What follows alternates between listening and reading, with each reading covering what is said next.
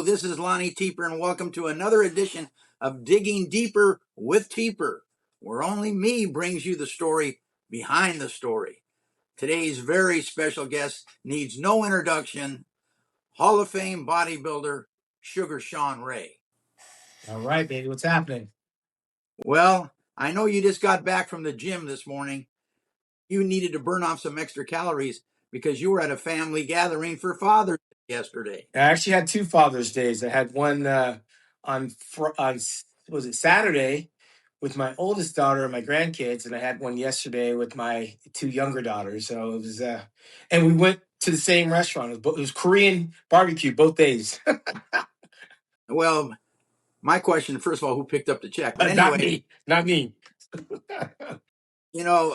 I didn't see you for a while, and when we kind of reconnected, you had a new family with you. Explain a little bit what happened there. That's crazy because we're now in almost in July, but 10 years ago in May, I was sitting at my computer doing some work, and my first cousin, my mom's brother's youngest daughter, reached out to me. She said, "Hey, man, I'm talking to a girl who thinks either you or cousin Chuck, my brother, might be their dad." And of course, I'm. This is 2016. I almost fell off my stool. I'm like, "What the hell?" I said, "How old is she?" She's 35. I was like, "What? Who would wait till they're 35 to try to find their parent?" Long story short, fast forward, she put me in touch with my daughter. We started comparing notes, and she had this information. She had the information of what city she was born in, what street her mom lived on, her mom's name, and the high school. And literally, as she rattled all four of those things off, it took me back to the summer of 1981. And one time, wham, bam, thank you, ma'am. 15-year-old experiment, having fun. Oh, I can't. Sean Ray doing that. It was the best 30 seconds of my life, and it was just put out to pasture. We didn't have a relationship. We didn't even have a friendship. It was just one of those things. She was a neighbor girl, and we were just kind of messing around, and one thing led to another. And I think we both chalked it up to memory. Anyway, I never thought about it again. I don't think I think she was wound up, I think she had to go away during the pregnancy back to Utah. They were from Utah. And then came back to my hometown to have the baby. And my daughter was adopted 6 days out. And so she grew up knowing the only parents that she had, an elderly couple that were looking for kids. They actually adopted 3 other kids. And when she actually found me and we put all the pieces of the puzzle together, and I got the DNA 99.9, you are the father. 2 weeks later, I flew up to Northern California, up by Fremont, and met my daughter for the first time, and my 3 grandkids and my son-in-law. That was 10 years ago. She was 35. She'll be 45 this November 5th. And we've been like this ever since. I mean, that was a blessing that I wasn't anticipating at that stage of my life. I had 2 daughters that were growing, and they're now 20 and 18, going on 21. But my family expanded exponentially. My brother Chuck, who's 14 months older than me, was kind of laughing at me because, first of all, he didn't know I was messing around with the neighbor girl. And second of all, that I just inherited the family. Well, lo and behold, 2 weeks later, the exact same thing fell in his lap. He found out that he had a 34-year-old daughter living in Florida and 3 grand boys. So I had one granddaughter and 2 grand boys. He had 3 grandbaby boys. And my mom was like, "What in the hell were you guys doing?" My brother, it happened to my brother, it happened to me, and my daughter was born in 81. His daughter was a couple of years younger, but he was in college in 1986 at University of Reno, Nevada. And this happened with a girlfriend that he knew, but he didn't know. It was like a few times. And she was looking for her biological father and found my brother Chuck. So here we got, what are the odds that in the same family would happen to the boys? And then my mom's got 6 great grandbabies inherited and 2 more granddaughters. You know what? When you start looking at things like that, it happens more than you think. Remember Mike Soley, the MC? Oh yeah, Iron Mike. Iron Mike. It happened to him. He found out that he had a kid while he was in Vietnam. And then our good buddy Bob Ciccarillo, the voice of bodybuilding, He found out 2 years ago he had a 30-year-old living out in Florida. So when something like that happens to you, your antennas go up and you see. I mean, first of all, dude, I'm going to more funerals than I'm going to birthdays. So I am so fortunate to have these grandkids and my daughter that are much younger than me in my life. And I embraced it. Some people might have shuddered, stayed still, or ran from it. I ran to it. I embraced it. I was thankful. I'm thankful to this day. My daughter goes with me every year to Hawaii and helps out with my show. I call my sister or my mom. She's over there visiting them. I mean, she's fully integrated into the family. And my grandkids, I'm glad I'm young enough to actually experience that. Some of my guy friends will never experience it because they started too late. Well, I have to tip my cap to you. A lot of people in that same situation would be running away from the situation, not towards it. Yeah, I think And you interviewed me one time. I think it might have been you, but someone asked me like, what do I look forward to? And while I was in the throes of bodybuilding, the isolation of eating, sleeping, and training, and traveling the world alone, and coming home to my dog, I was watching my nephews and my nieces grow up, and my brothers and sisters have kids, and I had the house, I had the cars, I had the motorcycles, I had the money in the bank, and I was traveling around the world like a bachelor, and pretty much the only thing I was longing for at that time was a family as my next step. So I was lucky that I had, when I left bodybuilding, that I left and I went towards something that I was longing for, from the isolation of eat, sleeping, and training, and also witnessing with my grandkids or my nieces and nephews, buying them presents, having them come over, me going over there. And it's like, for a guy that thinks he has everything, that was the one thing I was missing. And then, you know, later on, I get this blessing come into my life, and I'm going to my grandson's water polo and my granddaughter's cheerleading, and she's now at USC trying to become a lawyer, and it's a whole different life that I didn't think would have happened for me 10 years ago. well, and speaking of children, little Asia Monet, who guest posed for me at 4 years old back in 2010, El Monte High, is almost 21, and Bella Blue just turned 18 and signed the papers where she's going to college in Hawaii. Yeah, the irony of that is, I went to Hawaii for the first time in 1988, the year I turned pro. Actually, after the first Olympia, back when you and I went to Carl's Jr. after prejudging, or before prejudging, I think that was. Dot Mitz Kawashima brought me out there, and I had never experienced the gratitude and also the first class service of being a guest poser in Hawaii. They brought me back several times during my career. They went on to the pearly gates. I had an opportunity to go out there and MC a show. Um, it was nowhere near what Dot and Mitz had built it up, and I felt bad. And I had the opportunity to take over a contest that was actually in the toilet. And I've been there now going on 10 years. I got the biggest show in Hawaii. I brought pro bodybuilding, pro bikini, and pro physique back there. I brought guest posers out there. I brought Kevin Levrone and Rich Gaspari and Chris Cormier and Danny Hester. So I've been entrenched in Hawaii for the past decade, and to hear my daughter, who's helping out, coming to the shows and enjoying it, get a scholarship to the university out there in Hawaii is huge. And that will probably have me out there a little more than I want to be. But I'm building something special in Hawaii, picking up where Dot and Mitz Kawashima left off. I got a show coming up November the 21st. I'm adding pro masters physique and bikini for the very first time. And they keep asking for things, and I keep giving it to them. I mean, Hawaii is an island, so everything that they get out there is kind of brought from the mainland.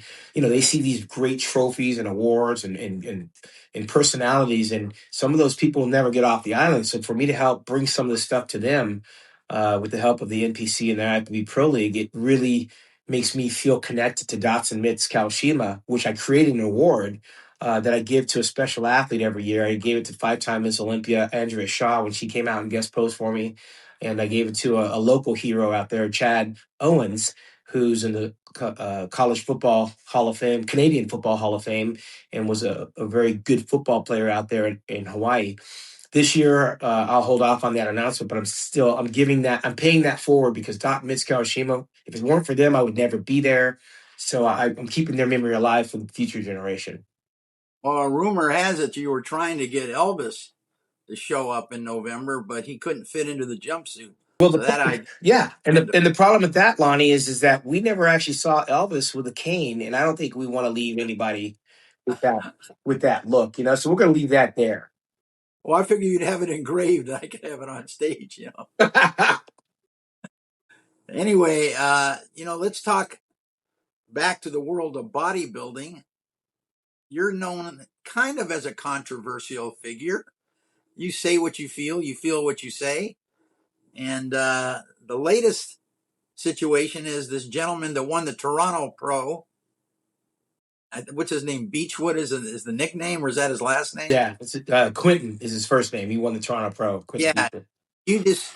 you felt that he'd be better off holding off on the Olympia and coming in the following year. And your video was very good. You explained several reasons why. You weren't criticizing him. You were saying why you thought it would be better for him in the long run. And I guess there's been all kinds of kickback on that, huh? Well, and that's the thing. If you have an opinion, you stick your neck out, you could get it chopped off. I kind of, it's the same mantra I had when I left the Olympia stage, Lonnie. You remember back in 2001, people said I was arguing with the judges. People said I was fighting with the establishment. What I was doing was using that platform, the press conference, for what it's designed to do. I mean, Wayne DeMilia was ruling bodybuilding with an iron fist, and this was an opportunity for the fans to actually hear from the athletes, their favorite champions, the ones they paid a lot of money to come and see. So I took that opportunity, knowing it was probably my last year, to point out some things that I thought would benefit the bodybuilders that were coming up behind me, because it wasn't going to benefit me, the things I had to say. I talked about transparency in scoring, transparency in judging, rotation of judges, opinions, prize money for all. And um, some of those things were addressed briefly, but when you look back in the past, I've been retired 25 years, a lot of it hasn't been addressed adequately. And so this kid comes along, wins a $10,000 show, which is how much John Balick presented me with 1990. So 25 years ago, I won the same prize money that Quinton won last week in Toronto. Uh, nothing right now in our economy is the same as it was in 1990. The cost of living, inflation, taxes, all that. So I still, at the advanced age of 60, look at that almost as like, you know how much we've grown as an industry? You know how much more it costs to sponsor shows and these athletes, the best in the world, to do the things they do to show us the best of what they have. I thought this kid at 31 years old should probably spend his time seasoning himself a little bit more. I feel like it's a little bit too easy to actually qualify for the Olympia. I think there's too many pro Olympia qualifiers. Just because you're able to, as a promoter, pay the sanction fee for a pro show should not make it automatically qualify your athlete for the biggest show on the planet. Toronto Pro, for as good as it is and how long it's been around, if they want to make that an Olympia qualifier, they should offer more prize money. You know, I think that if you want a pro qualifier, you should be giving away a minimum of $25,000 to the winner. And I also feel like if you get to go and qualify for the Olympia, you should get an automatic appearance fee for the Olympia. And that's not me being controversial. I'm pointing out things that need to be addressed. These guys should minimally walk away after they qualify for the Olympia, knowing that they're going to the Olympia with $10,000. If you qualify for the Olympia and you get on the stage, you're going to get a $10,000 paycheck. That's how I feel. And the way to do that is to make it more exclusive, make it harder to get there, so you have less expenses on bringing all these athletes in, and use prejudging for what it's designed to do. Eliminate. So you have all these people qualify, 25 guys at prejudging. But when we come to the finals, we're only bringing back 10. And out of those 10, everybody's going to get a paycheck, right? I still feel that, like, if you're going to qualify and go to the Olympia should have enough prize money to give everyone an appearance fee. Something. Give them something. Well, something more than at least what you got there with. If you got a $10,000 qualifying show, you should have a $10,000 Olympia appearance fee. That's not unreasonable. But if I'm not talking about it, who is? Change only comes when ideas are expressed. This is not me hating. This is my experience talking. These are my wishes and desires. Listen, if I had a young bodybuilder that I was working with and he's 31, to me, that's old. Lee Haney retired at 31 with 8 Olympia titles and 1 third place, a national title, and a universe title. That resume before he was 31 is long. Quinton, on the other hand, is 31 with a resume that's this big. So he may have another 9 years in the game. It takes him to age 40. It is about business at this age. At 31 years old, you got to think about what's the return on my investment. He just won 10 grand in Toronto. Now, the Olympia is 13 weeks away. He's going to eat that 10 grand by the time he gets to the Olympia. And if he's just another guy that walks across the stage, he's 15th place, he's going to have a medal, a participation medal that he's going to receive when he checks in. He's not getting that medal on stage. He's not going to be photographed with that medal on stage with the champions at the Olympia. He'll get the medal before the show. And if you're 15th, it's pizza and beer right after prejudging's over on Friday night. I think these guys, when they qualify, they should be rewarded because they qualified. And if that's the case, you make it harder to qualify. So the big money shows are the Olympia qualifiers, the Arnold Classics, plural, England, Brazil. Well, the way it used to. Hold on. The New York Pro, the Pittsburgh Pro, because they upped their prize money, the Dubai Pro. So you have fewer shows that are actually Olympia qualifiers. But these other shows, those shows are designed for guys to get their feet wet so they can actually win. So my advice to Quinton was, you just won. Let's get better because you're not ready yet. So let's go to Texas. Let's go to Tampa. Let's go to Dubai. Let's compete at a level that your body is ready for. He's going to be the tallest guy on stage next to Andrew Jack.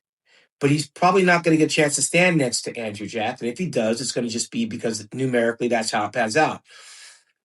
But to go to the Olympia as an athlete, I got 13 weeks of doing God knows what and going through hell and putting my life on the line, putting my health in jeopardy.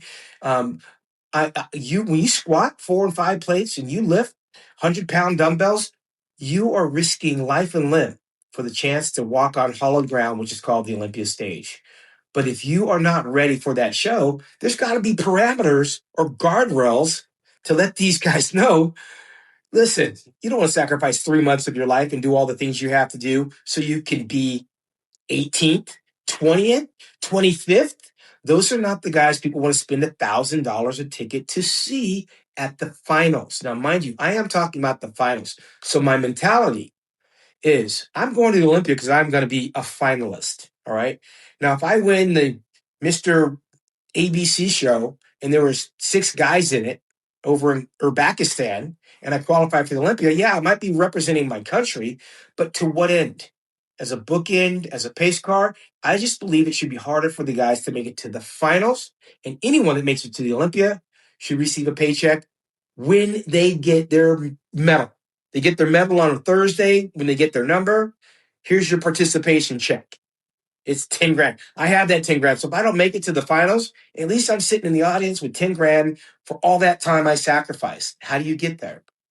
You get there by making the Olympia harder to be in. So not everybody's getting flown in. Not everybody gets to walk on that final stage.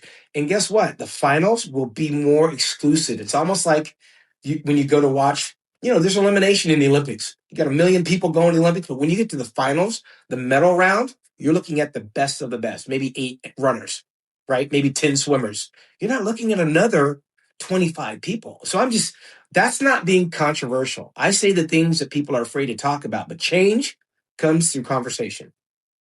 Now, Sean, what would be your answer to this? I'm sure that all of his close friends and beyond are telling him, you can definitely be in the top 6 or top 8 at the Olympia. Don't listen to Sean Ray. Well, you could do. You're right.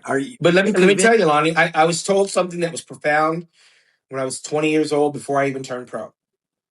You're only as good as the guy you stand next to. So who was he standing next to? Do you know his name? Was it Burton? No. It wasn't? Oh, it's okay. No, but my point is if you're beating nobody from nowhere, well, what did you accomplish? So go where there's some depth. You won a pro show. Now let's go beat some guys that we know. Let's go beat some guys that are going to the Olympia. Nick Walker's going to the Olympia. He's already announced he's going to be in Tampa. Let's go hunt. Let's go chase him down. He's not Mr. Olympia, but that's the goal. That's the dream. Let's go stand next to that guy. Because the guy I just beat, the guy I just stood next to, has never been to the Olympia. He doesn't even have a resume. He's just another good bodybuilder. So do you want you when you're a boxer, right? You're 10-0. You don't want to throw your guy in with the heavyweight champion too soon. One defeat can mess up his mind, blow his psyche, blow his confidence. The mistakes that Quinton makes at the Toronto Pro Show, he has time to correct on a smaller scale. The mistakes that he makes going to the Olympia for the first time, that's going to be for the world to see. You and I experienced that together, but I was a baby, and it's not a fair comparison. I was I 22. think your first Olympia is a great example of what you can use as a comparison. And as we talked about before, you only did it because you were 30-minute drive away from the. It was in Los Angeles, and you weren't ready. You knew you weren't ready, but you signed a contract, and so you had to compete. And you finished 13th, and you still beat good people. 12th, I'm sorry, but you still beat Phil Hill. Yeah. Well, here's the thing, Lonnie, is that I can't compare that era of 30 years ago to what's happening now. We didn't have bodybuilders dying, right? I wasn't losing 40 pounds to get in shape. Quentin looked really good. But if you just take his pictures and his video, put it up to last year's, we're looking at a guy that's in the realm of a Regan Grimes or an Urs Kalasinski. He's good. Now, people keep talking about experience, having only one shot at going. The bodybuilding is dangerous. I'm sorry. Someone has to say it. It is dangerous. I mean, I talked about Cedric McMillan, rest in peace. He went and he didn't make it back to the finals one year because he was in the hospital. We're talking about George Peterson. He went and he never made it out of the hotel. He actually passed away in the hotel the day before the show. We're talking about the guy Logan Franklin. He qualified 2 years in a row at my show in Hawaii. He went to Olympia. He never made it out for prejudging. You have to ask yourself, is anybody safe? Is anybody immune? That this show is so high up there that you're willing to go to extremes to look your best, to prove people wrong, to not be a failure. And the experience that these people keep talking about, the experience I had at the Olympia that first year, Lonnie, was don't go when you're not ready. And I wasn't ready. And when I left, I didn't really gain anything. I got $2,000, which is probably more than a lot of guys that are outside the top 15 are going to make. But my point is, don't discourage the confidence. You're a winner right now. Let's keep building on your confidence. Let's get these small wins. Let's get this recognition. You see what William Bonnick's doing at the advanced age of 40? William Bonnick's going to all these other little shows. I think it was over in Spain. He just won. Yeah. He's doing what I think a guy like Brandon Curry and some of these other guys, even what Dexter Jackson did. Dexter did it better at a higher level, but William Bonnick's knocking out all these wins. He's getting paid. These are better than guest posing appearance, even though they're $10,000. Now, can Quinton make the top 10? Anything can happen. I didn't anticipate in 94 that I was going to be second place because Flex Wheeler had broke his neck and because Dorian Yates came in looking at his worst, but I was second as a result of those two mishaps and my preparation for that weekend. I put myself in a very good place. Things can happen, but to go in a show that big with the expectation of I just want to do it one time as a pro, I don't know. Ask a football player if he's willing to play for free. Ask a baseball player if he's willing to play for free. Ask a boxer after he's earned his pro status if he's willing to go in there and take a bunch of punches to the head. A bodybuilder has to do a lot of things to their body when you're a pro that my common sense and my experience tells me I would never do that for free. It's like getting ready for guest posing for free when you're supposed to be, as a pro, being paid. So my argument is this. And it's not a knock on Jake Wood or the IFBB Pro League. We're in a time now where there's so many avenues of revenue coming in, where when the athlete signs the contract, there's a lot of things required of him before he gets on that Olympia stage. Well, if I'm going to sign the contract and agree to the press conference, agree to the meet and greet, and agree to show up at the prejudging, agree to show up at the finals, agree to go over to the expo, agree to make posts, promote the Olympia, all the things I have to do, that's a contract that's given to me by the Federation or by the Olympia. What's in it for me? Just the opportunity to win prize money? Well, what happens if I'm 19th? If I'm 19th, all I have, I'm done, is the Olympia medallion. I mean, it's for me as a pro, I need a little bit more. So how do we get there? Someone with experience talking about things that benefit the athlete. As a promoter, I'm trying to do things to promote my show. I'm not really concerned or focused about the athlete, but an athlete knows what the athletes want. And I think that most of those athletes, if they were told, when you qualify for the Olympia, you're going to get a minimum of 10,000. You know what that does, Lonnie? It gives you enough money to buy your family tickets to come to the show. Gives you enough money to fly your family in to the show. I bought my family tickets to the Olympia, right? Luckily, I was only pretty much going back and forth between LA, Los Angeles, and Las Vegas. But $10,000, while it's not a lot of money, that minimum for every finalist, I think would go a long way. If you're going to bring back 15 finalists, 15th place should get $10,000. Yeah, now they could spread the wealth a little bit because first place is now $600,000, but I think what is second down to like 200,000. Yeah, I mean, Place listen, it's a, 1,000. it's a lot of money and it's impressive, but I'm coming from the place where spread the wealth. You said the word, spread the wealth. We don't necessarily need to pad first place and make it a winner take all. We could find a way to come up with another $100,000 and give 10 people $10,000 to make it look at least palatable for a guy like Quinton, who may wind up 12th or 13th place, that he's guaranteed that. Now, I don't know what those numbers are after 10th place, but it's something that's not advertised.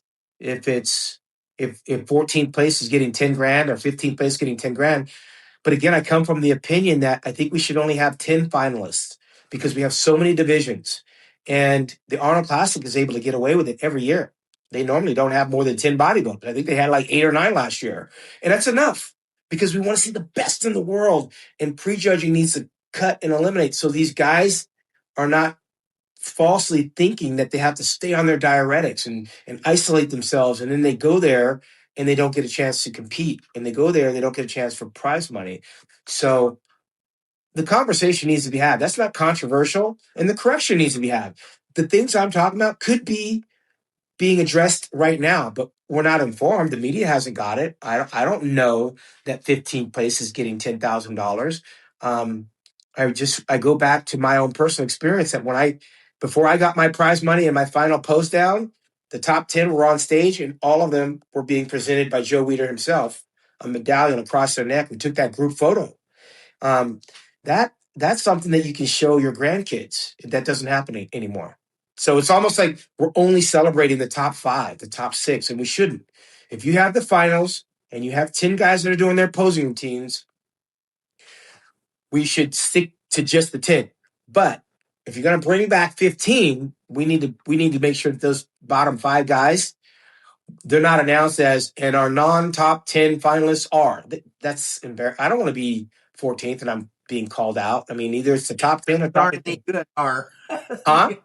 The guys that weren't any good are. Yeah. The guys that weren't good enough to do their posing routine are. Like, if I come out on the final stage, the fans should automatically know that they're going to get a chance to see me perform. I know you've had other ideas about the Olympia too. One of your ideas is it maybe divided into 2 different events.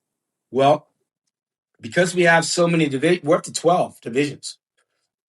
Fit Model is now part of the Olympia weekend. It certainly wouldn't hurt the brand to have 6 in the winter and 6 in the summer. The weekend's longer than my back now. I mean, you get there, you're gonna have to get there on Tuesday, and you'll probably leave by Thanksgiving. Well, I mean, it's sensory overload, and I think we start to lose our focus after we've seen 60 bikini girls. I mean, 20 is a lot. We get up to 40, 30, it's a lot, man. And I think the world is calling for us to go back out in it and bring it to them. We can take it to Brazil. The Arnold is hugely successful in England. We could take the Olympia to England or Germany or Italy. I mean, the world is a big place. I would love to see it fractured in half. And then the hardest decision we have to make is which 6 divisions are going to be taken outside the country. I'm sure it can be franchised in such a way that even our 6 winners of the one that's here in the summer, for example, or 6 champions, they could be celebrated at the Winter Olympia that has 6 other divisions. So, for example, if the Mr. Olympia, the men, are here and it's done in California or Las Vegas, when you go to the Middle East or go to Australia or Brazil, the winner is a guest, a featured guest on that side of the world, promoting the Olympia at the other Olympia. It's been a conversation I brought up. I think we should have a little bit more bite-sized pieces of the Olympia instead of overload. It's almost too much flesh, too much judging, too much. It's just too much. It starts on a Tuesday. Yeah, it's like you leave on Thanksgiving. It's Tuesday to Sunday. It's a lot. So I would love to see it broken in half and taken out into the world so the other countries could have a taste of what the Olympia looks like. I know you thought that maybe moving it to Arizona would be a good move. Well, I've always thought, Jake Wood is the CEO and owner of the Olympia brand. He has his headquarters in Arizona. There's a lot of money to be saved. They have plenty of venues out there, and they could, he's got a media platform. He could actually get those athletes and film them and photograph them and have them in the gyms, and doesn't have to fly his crew to wherever, to Las Vegas or drive out to Las Vegas. So listen, if you can hold the contest in an ice rink in Helsinki, Finland, you certainly can hold it in a venue in Arizona that would provide first-class services. Not to mention, it's in his backyard. I personally would be lobbying to have it in Arizona as a JW Media representative. It's up to Jake Wood. He's the one that has to make that call. But they have the facilities out there, and if it were me, you know how much money you save getting off the strip in Las Vegas? Okay, I'm going to throw some names at you and you can comment. Samson should retire. I think he should do this one because he's experimenting with his body. He wanted to go up to 350 pounds. Whether he hit that or not, I'm not sure. I think it was a bad idea. Lee Haney thinks it's a bad idea because he's battling that thick skin syndrome. And when you drop 40 pounds, that skin doesn't necessarily tighten up in time. I remember Lee Haney was, did you ever see Lee Haney anywhere near that? And I mean, he's height wise, he's almost the same, 5'10", 5'11". Samson's got a little more volume that he's dealing with, but I think he needs to go ahead and see this Olympia through, and then he needs to consider his future because, listen, we know how these things end for a lot of bodybuilders. They stay too long, they go the other way. I mean, there are guys that Chris Dickerson, Samir Banu, Franco Colombo, that, Brandon Curry, even Dexter, spend their career chasing that holy grail of the Olympia, and then you spend the rest of your life chasing after it again. But we're in a place now where it's a business. And so he doesn't necessarily have to win again in order to stay employed. I mean, this is where he makes his money. This is where he makes his living. This is who he is. And there's never a right time to leave the stage. Robbie Robinson, Tony Pearson, Albert Beckles, they never made an official retirement. Even Vince Taylor never made an official retirement. And they went all the way into their 50s. Robbie and some of the other guys went even further. So I don't ever want to call for another bodybuilder to retire. But when you're dealing with 300 pounds plus, it's more dangerous for them than it is the little guy, health-wise.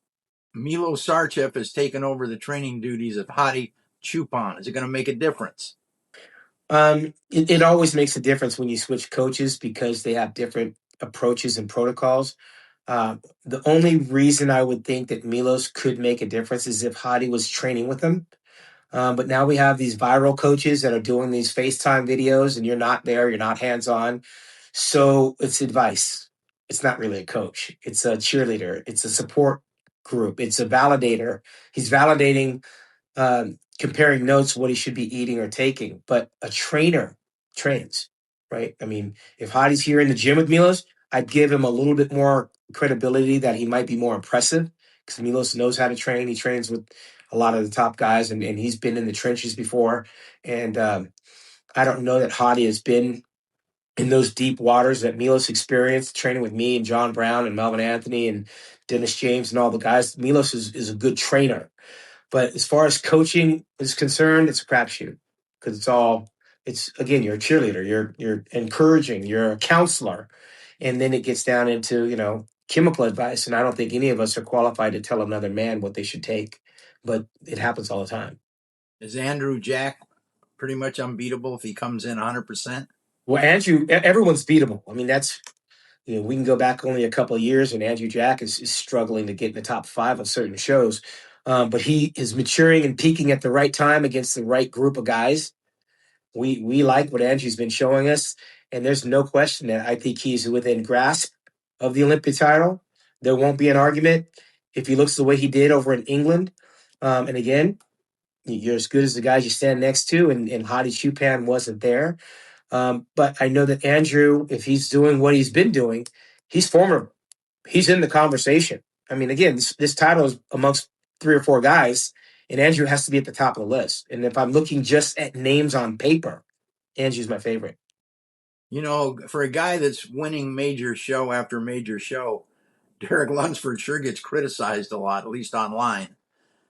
How do you evaluate his physique? Well, And where it's it's typical. I mean, heavy is the crown, and he did it twice, so it wasn't a fluke. And he did it against guys that had beaten him in the past. So, again, in a sport of subjectivity, no one's ever going to be happy with the winner, right? I mean, Samson has the best genetics. He should be Mr. Olympia. Every year he's on that Olympia stage, but he's got conditioning issues. Derek is not the ideal embodiment of everything, but he has enough conditioning against guys that are actually better than him to continue the fight. Derek gets in shape. There's not going to be an argument. And the Olympia's won from the back, and he's right there with them. He's hanging with the big guys, the 6-footers. And I remember when he won an NPC USAs, and then he went on to win the 212 Olympia. And we were screaming for him to go open when he guest posed with these guys. And he went in and he did exactly what he pretty much believed that he could do. He could hang with them. And he's done it twice. And we have to stop blaming the athlete for winning, right? These athletes are doing what they do, and then the judges are the ones that choose them. No athlete can appoint themselves number one. I'm not mad at Derek because he won. I personally had Hadi. But, the judges are the ones that are picking the flavor of the year. It's not Derek's fault that he has some shortcomings. His arms are not the best. His chest is not the best. He hits his poses a little bit differently than I would personally like, but I don't judge the Olympia.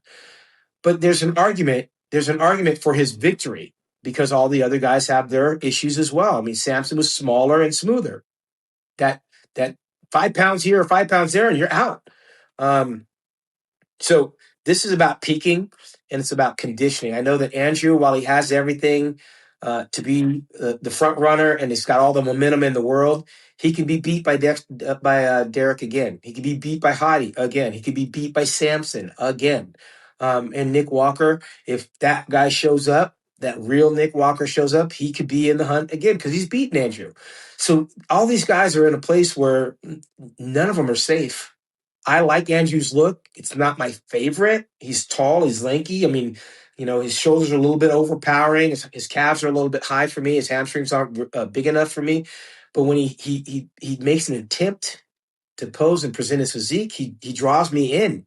I'm attracted to watch what he does, and it makes up a little bit more for some of the weaknesses that he has. Samson has to be 100%, or he's going to get beat by Derek. Yeah, I would on paper, this looks like one of the most competitive contests we've had in years where any one of 4 or 5 different guys are capable of winning. And that's exactly what I always wanted when I was competing, and we never got it. Remember, I did the Olympia 13 times, and during that time, we had 3 guys win over a period of 22 consecutive wins. I was longing for the days of having the opportunity to win on any given day.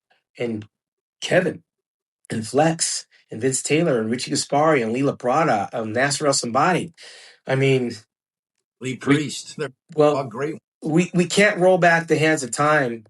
I think it's a good time to be a pro bodybuilder because your chances of winning are a lot greater than chances back when I was competing, regardless of what you look like. It was just a foregone conclusion that there were going to be consecutive champions no matter what happened. Because there are times where Ronnie could have lost. There are times that Dorian could have lost. I think Lee Haney was a dominant figure during his era, and it was indisputable from where I sit. But by the time my era was over and the Jay Cutlers came in, and then Dexter Jackson, and of course there was an argument for Victor Martinez winning one, the judges are doing what we used to want to happen in the 90s that didn't happen. So I'm not mad when a different guy wins. It's actually really good for the sport. I'm excited to go see who actually becomes Mr. Olympia. You finished second in the Olympia on two different occasions, 1994 and 1996.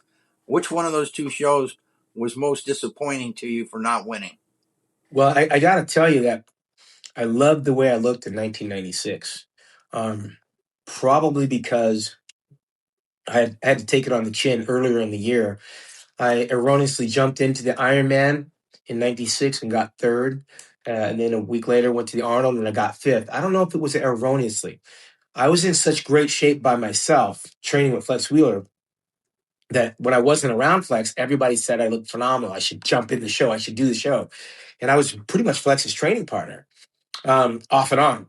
And I saw how much water he was kind of carrying. I saw how thick his skin was. But, I thought if I do these shows now, it'll help me stay closer to the summertime for 1996 Olympia in Chicago. And while I didn't peak in February and March, it taught me a lesson that, Paul Gillette wasn't a guy I thought could beat me, and he did. Flex Wheeler was out of shape, and I didn't think he was going to beat me, but he showed me he could drop the water, and he did. And then here comes Vince Taylor and Kevin Levrone in Ohio, and they both beat me. And it just made me focus so much harder for the Olympia coming up in September that when I got second place, and I beat all those guys, right? I beat them all, and they all pretty much thought I was done. It validated my ability to focus. And I was focused on Dorian from the standpoint that so many people from 94 thought that I could actually beat this guy, should have beat this guy, that maybe they were going to do the right thing in 96. And when that didn't happen, I didn't get discouraged. I just chalked it up to the fact that I wasn't tall enough. I wasn't big enough. And that's the machine that I'm fighting when in the subjectivity round of judging. 94, I thought, based on the people that told me I should have won, and some of them weren't friends of mine. Some of them were judges that weren't judging. A lot of them were competitors that were in the show. And to this day, that there was a strong case for me to win from the standpoint of all the things that you could say negatively about the defending champion. I think we saw the best Dorian Yates in 1993, and we saw a shell of Dorian Yates in 1994, starting with his tan running off his body, starting with the obliques hanging over the shorts, starting with the torn bicep. He was struggling, it looked like, with a few other things and trying to hide certain poses because he was injured. And that's kind of a lame duck. And I would have thought that if I were going to win, I would win because they didn't have anything to take away from me. And there was no negative commentary that I heard from people about my physique on the day. And I thought that's what the Olympia represents, the guy with the fewest flaws. I didn't win. I'm not bitter. People keep saying I'm bitter because we bring it up. But more people have brought up the 1994 Olympia as a controversial loss for me than any other competition I ever did. And I thought, looking back, if there was a criticism of me, tell me what it was, other than being smaller. But prior to that, for me and my smaller stature, will you say the same thing about Muhammad Makawe and Lee Labrada and Chris Dickerson and all the Samir Banu and 80? We're all smaller than Dorian. Everyone was. And Muhammad bin Aziza beat Dorian in 1990 in New York, and he was smaller than me. Muhammad bin Dorian Aziza. response to the 94, his victory and your loss, if you want to put it that way, was that people don't understand how bodybuilding is scored. And he said it's based on the 7 mandatory poses. And despite the injuries he had, he still dominated most of the mandatory poses and therefore should have won. Yeah, but you're talking to the champion. You're talking to a guy who was validated by a group of judges that thought that it doesn't matter that he's out of shape, doesn't matter that he has a torn bicep, and it doesn't matter that his color is running all over his body. He's bigger, his back is wider, and he's the defending champion, and we got to make up for it. So they gave him a contest that even Dorian would have agreed if he lost, the reasons why he lost. So the narrative is that even when you're off, Dorian, you're better than everybody else. So of course he believes that. He believes that, look, I'm bigger than these guys. So when I hit my poses, I'm better than them. No, you weren't better. You were not your best. And as a matter of fact, out of all the Olympias he was in 1994 was his worst. He will acknowledge that. But what he's now able to say in hindsight is that even at my worst, I'm better than everybody else. Well, he's come to believe that because he's trying to narrow it down to the 8 mandatory poses. But we know that it's supposed to be the totality of the physique and the show.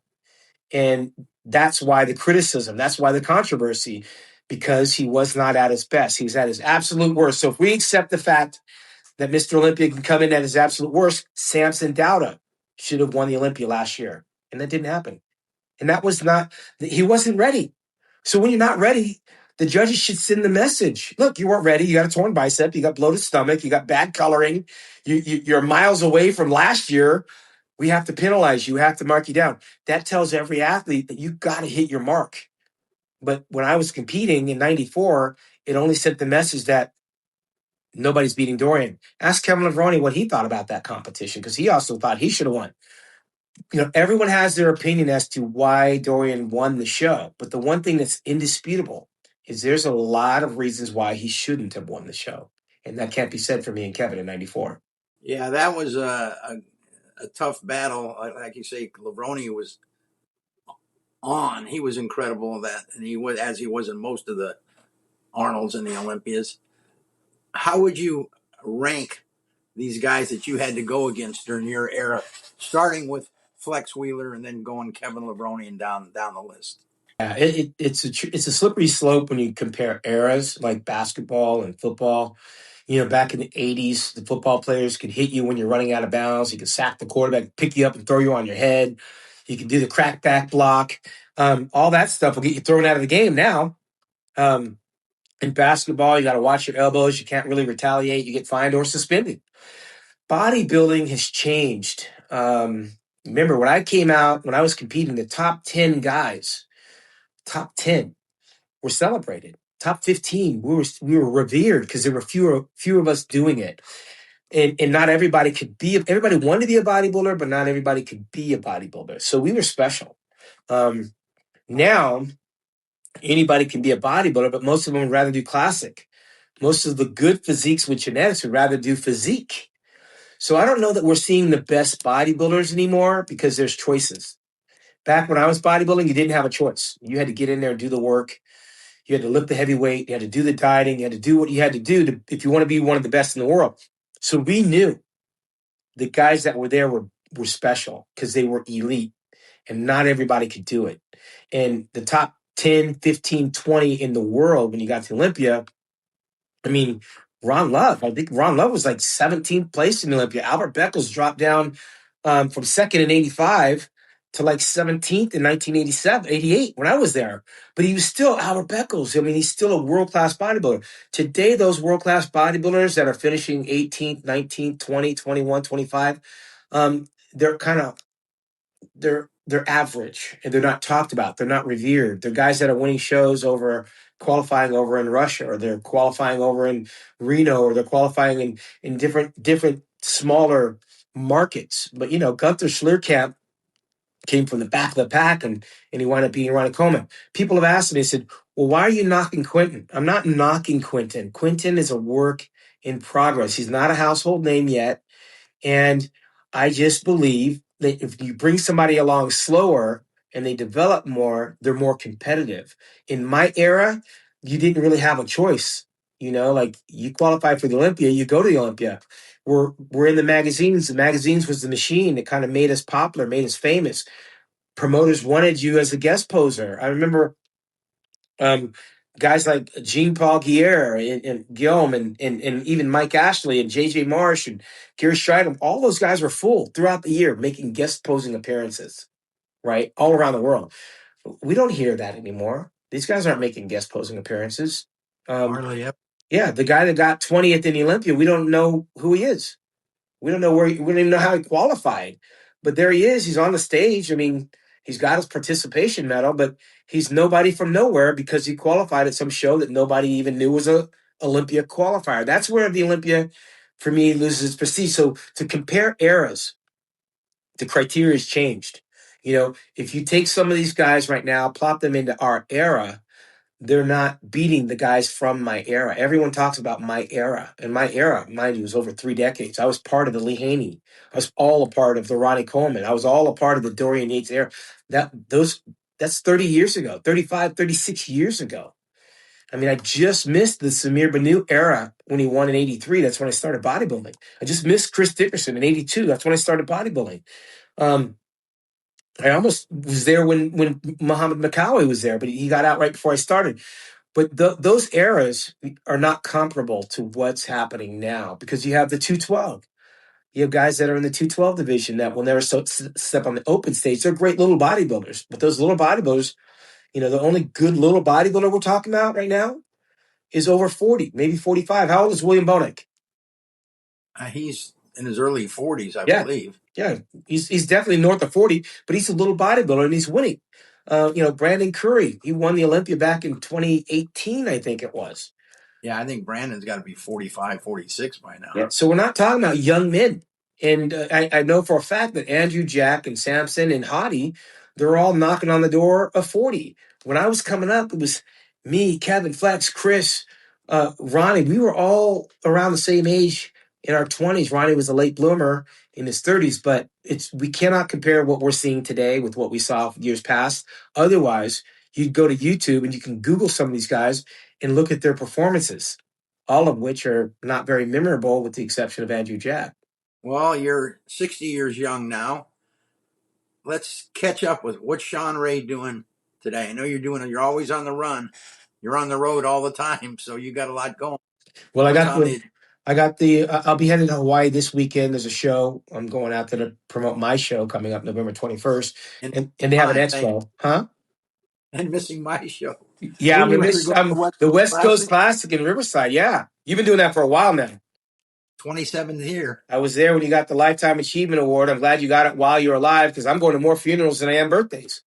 Yeah, well, hold on. Give me a chance. Well, no, and that's a good show, by the way. I love where it's held down there in the city of Riverside. I think you do that now with Muscle Contest. Yes. Yeah, and that's a really good week. And I actually hate to leave California when we're having this kind of weather, but Hawaii's not a bad place to be either. After Hawaii, I'll come back at the end of July. I have an appearance over in Sweden, over in Stockholm, and that has to do with my website, Build with Pros. I have a lot of stuff on my Build with Pros website to help guys coming up. I have a new audio book that's on there that talks about how I train, what to train, motivation, mindset, preparation. And I pretty much, instead of just writing a book, I did this video series, an audio series, where you can actually hear how I approach the weights, how I approach the philosophy. And I think it's pretty innovative. So buildwithpros.com. And then in August, I'll be back over in Finland, 1992, where the Olympia was at. I'll be over in Lahti, Finland, making an appearance out there at a gym and a big expo. And I'll be over in Switzerland, emceeing the NPC Worldwide Switzerland Championships out there. I've been doing that for about 5 or 6 years in Brugge. With female promoters, Kathy and Doggy out there. I love going out to Switzerland and supporting what they're doing. Then I'll come home in September and we'll be getting ready for that Olympia and some NFL football with the Raiders. And my world tour continues. I plan on being out in Dubai in October with Panada Gym Equipment that I represent. And, again, I have my daughter in Hawaii, so my heart will be in Hawaii. And, yeah, the father time is just going so quick, heading into my 61st birthday in September. Well, Bella Blues heading to Hawaii, and Asia Monet's headed East Coast all the time, huh? It's hard to keep up with a 20-year-old. Listen, she'll be 21 August the 10th, my daughter Asia, and, she's working on her music. She's working on her influencing stuff. She's got a lot of brand deals that she does. And I couldn't be more happy, more proud of her growth and see what comes down the pipe. But I'm ready for some football, that's for sure. Well, getting back to Asia Monet, rumor has it she's seen somebody on the Boston Celtics. You didn't hear that from me. Listen. I I'm busy. I don't know what's going on over there. I mean, I'm over here trying to do want Genre to know who Productions, it is. bro. I want to know who it is, who the I have no player is. idea, but this is one of those show and tell. The women masters. I think the masters are you have to be 40 plus to come out and do the IFBB Pro League Masters Well, that's bikini. yours. And then I also have the men's board shorts, the men's physique, and I have quite a few sponsors. I got the board shorts are sponsored by Be Him Apparel. They're my new sponsor for the board shorts for our guys. And the NPC registration is going to open up at the end of June online at srhawaiianclassic.com. Everybody will start to register. We're going to be at the Hilton Hawaiian Village. Elvis, you're welcome to come out there and go back out and do your Hawaii return. Can you give me a new jumpsuit? you come on out there. We'll get you a grass skirt. I need two of them. I want to thank you for taking the time. I know your schedule is insane, but you're still doing it. Yeah, what I find, Lonnie, with age is it's not even about still doing it. I mean, when you find something you're passionate about, it's not really work. You evolve and you pay attention to the things that are not happening. So when I hear the word controversial now at my age, where I'm at in life, when I hear controversial, it normally has a negative connotation. But when I hear it, it's like, okay, they're listening. It's controversial because they either never thought about it or it's making them think. And I'm trying to make people think. The athletes that I'm talking about, they need to think because I'm on the other side. I'm healthy. I'm active. I've got a lot of momentum and energy behind me, but it's because I never stopped doing what I'm passionate about. But the one thing I'm learning about going to these funerals is that whatever I have up here, I can't take it with me. I got to get it out. I got to share it. And if there's only one guy out there thinking, you know what, I've been running hard. I've been abusing my body. I've been ignoring my family. I've been ignoring social life. I've been ignoring my education. And there is more to life than chasing an Olympia title, and that's coming from a 13-time Olympian. But there is something called perspective. Remember, I did Olympia 13 times, but outside of that, I barely competed as a pro. I did 3 shows outside the Olympia. So I paced myself. And in today's economy, these bodybuilders are starting later. They're using more. There's more coaches. There's more misinformation. And it's just a dangerous game. So I caution the athletes coming up today to slow down, pace yourself. It's a marathon, not a sprint. Remember, you're the artist. Don't give up control of your health to a guy that's got 20 clients, to a guy that's trying to give advice without a medical degree. I mean, I train with sparring partners, man. I had guys come to the gym to beat the shit out of me to elevate my training, to make me train harder. And they had to be present. They were there with me. They went through the fire with me. They weren't telling me what I need to do. They weren't watching me. They weren't there to encourage me. They were doing it with me. And my job was to fight back. My job was to try to bury them the way they were trying to bury me. And that's what happens in boxing. They bring in the tough sparring partner. You get better when you have better sparring partners. Even in the UFC, they bring in the best training partners. It's not necessarily handing everything over to a coach who tells you what you need to do. So my passion comes from these bodybuilders that are not seeking to train harder or get someone that trains harder than them. You know what I thought would be the best thing for Quinton would be if he went and trained with Samson while Samson got ready for the Olympia. That would have been a good apprenticeship, right? Like go train with someone that's already there and go through it with them and dedicate your time to getting better, kicking this guy's ass to get him ready for the show. I trained with Flex Wheeler. That's why he was so good. I trained with Cormier. That's why he was so, they made me better. I trained with these guys, Milos, John Brown. They weren't trying to Well, you tell worked me, out oh, with me a couple times. You worked out with me a couple times at Brignoli's. yeah, Remember, I came I down did there. that. Yeah, but here's the thing. Back in my day, we didn't talk about bodybuilding. We did it with each other and against each other. Now you have guys that have never stepped on the stage. Now you have guys that never went as far as you want to go telling you what to do. I mean, I was chasing behind John Brown, who was 2-time universe, 3-time Olympia winner, or 3-time world champion. So I was chasing that.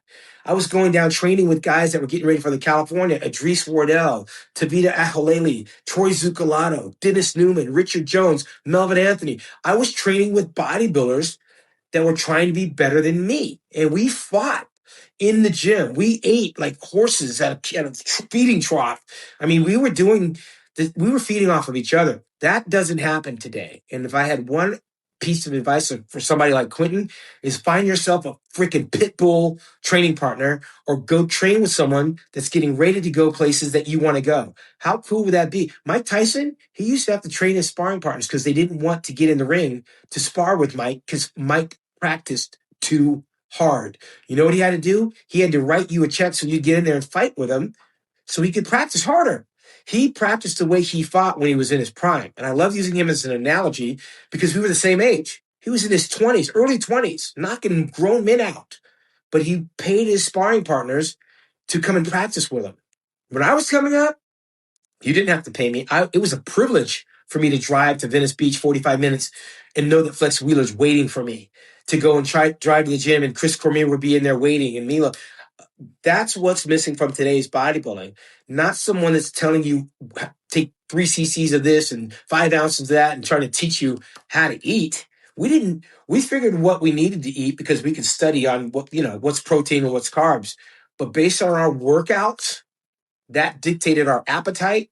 And then in the back of my mind, I knew I was up against Paul Dillette and Lee Priest and all these bigger guys. So I had to eat the volume. But when I went to the gym, it was never a walk in the park. I can't imagine going to the internet, looking at my phone and talking to my coach overseas, and he's telling me how many sets and reps I need to do and how many calories I need to eat.